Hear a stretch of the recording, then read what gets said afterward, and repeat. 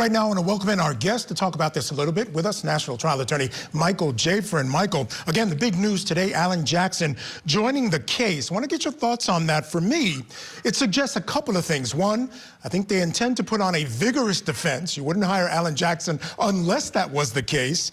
And also, there must be still family support for Nick, because clearly Alan Jackson doesn't come cheap, although we know he will step in from time to time and do things pro bono. Don't know if that's the case here, but clearly it seems the family is still supporting Nick under these difficult circumstances. 1,000%. This is definitely not one of the cases that Alan Jackson would take for free. This is a case that he's being retained. In this situation, the way I see it is attorneys take cases. Some cases you take pro bono because you know you're going to have a big spotlight. Some cases you take and you get retained and you get paid. This is not the case you take pro bono. He's got his spotlight. He's taken a case. We've seen him all over TV for the last 2 years. He's definitely being paid for this case. At the end of the day, this is a good hire. This is Alan Jackson's backyard. So I expect him to do an amazing job on this case. I'm really curious to see what the defense will be. Well, that raises my next question. With the addition of Alan Jackson, you're thinking about defenses.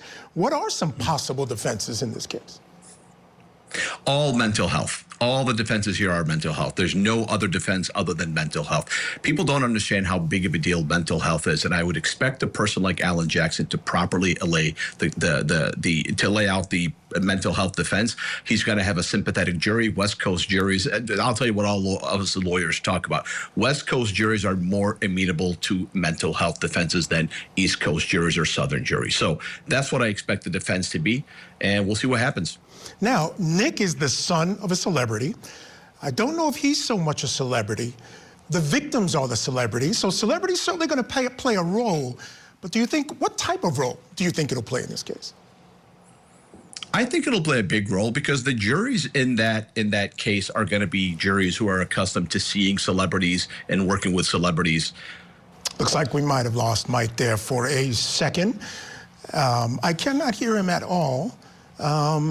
So what we're going to do here is, again, I think he was just talking about, celebrity always, is something that LA juries are used to. But my issue would be, because the celebrities are such popular victims, could that work against him? Sometimes celebrity can work for you if you are the celebrity. Not the case in this case. All right, what we're going to do here, we'll step aside. We'll take a break. I want to bring in our guest for this hour. Still with us, National Trial Attorney Michael Jaafar. Michael, I want to know where you fall on this one. The defense has already said, look, we concede involuntary manslaughter. Basically, a child died during the commission of a misdemeanor, which was leaving the kids in the car.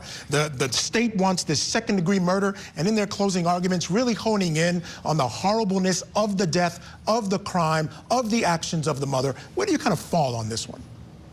The outcome bias in cases where a kid dies is very, very intense. The jury will backfill recklessness.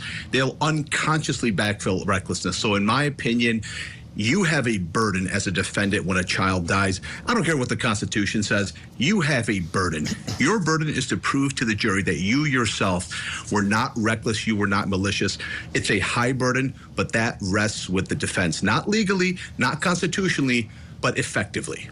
Now, Mike, do you think it makes a difference? As I think about this case, I wonder if it makes a difference.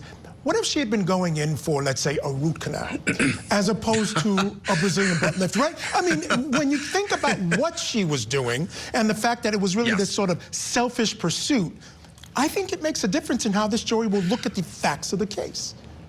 1,000% agree. Let's just say the same exact facts, but one difference. She was going in there because she had a third kid, and the third kid had an emergency. She was taking him to the pediatrician, but everything else was the same. She would not have even been charged. So yes, you are right. That is absolutely, the jury is going to backfill intent, and that's going to be one of the elements they're going to use to backfill intent. You were getting a Brazilian butt lift, so that is absolutely going to damn her in the eyes of the jury. Yeah, conscious disregard for human life. That's what they have to find for that second-degree murder. Yeah. Oh, Mike, stand by.